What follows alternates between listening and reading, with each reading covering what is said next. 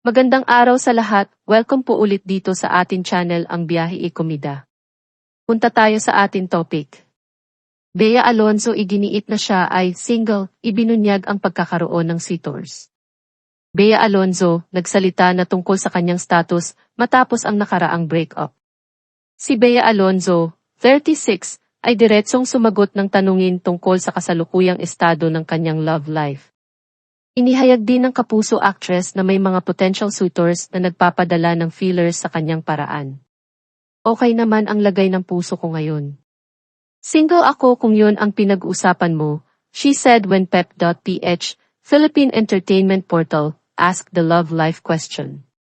Pep at ilang miyembro ng press ang nag-interview sa Widows War star sa Oppo Reno 12F 5G launch sa SM Dasmariñas noong August 24, 2024, Saturday. Speaking more about the state of her heart, Bea continued, marami pa akong kailangang gawin para sa sarili ko, and I'm enjoying myself right now.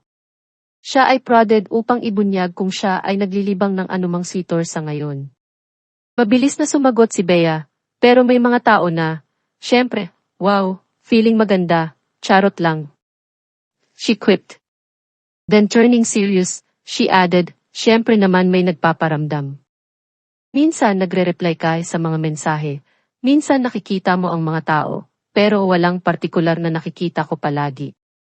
Ang kanyang sagot consequentially debunked claims na siya ay kasalukuyang nasa isang relasyon sa isang lalaki na may banyagang dugo. Nakumpirma ang breakup ni Bea sa nobyong si Dominic Roque, last February 6, 2024, 7 buwan lang matapos silang mag-engage, noong July 18, 2023. Ipinagdiwang nila ang kanilang ikalawang anibersaryo bilang isang partner noong Enero 28, 2023. Sa kasalukuyan, inamin ni Bea na sobrang busy siya sa Widows War, ang ongoing primetime drama series sa GMA7. Paliwanag ng aktres, 4 na beses silang nag-date sa isang linggo sa Bataan para sa teleserye. Sa natitirang 3 araw, nag-aalok siya sa iba pang mga pangako at sa mga sports activity kasama ang mga kaibigan tulad ng pagsagwan. On other days, dedicate ko yon for self-care, like pumunta ako sa derma, pumupunta ako sa salon. So I guess, parang I would say, strive ako para sa work-life balance. At yun ang nagpapasaya sa akin ngayon. Umayag siya ng tanungin kung mas maganda ang kalagayan niya ngayon. Sasabihin ko na work in progress ako. Lagi kong tinatrabaho yan, peace of mind, lagi kong tinatrabaho to become better person. Sinabi rin niya na nagsisikap siyang maging mas mabuting anak, mas mabuting kaibigan, at maging mas mabuti sa kanyang propesyon. Mukhang nakipagpayapaan na rin si Bea sa katotohanang walang permanente sa mundong ito. She expounded, ang journey ng buhay natin may ups and may downs. I just have to trust the process na kung nasa taas ka, alam mo at some point, baba ka. Kailangan mong yakapin iyan. Pag nasa baba ka, alam mo hindi ka nasa baba forever. Kaya kailangan lagi kang manampalataya. Nalilipas din ang lahat. Siguro kaligayahan, tagumpay, siguro kalungkutan ay lahat yan lilipas.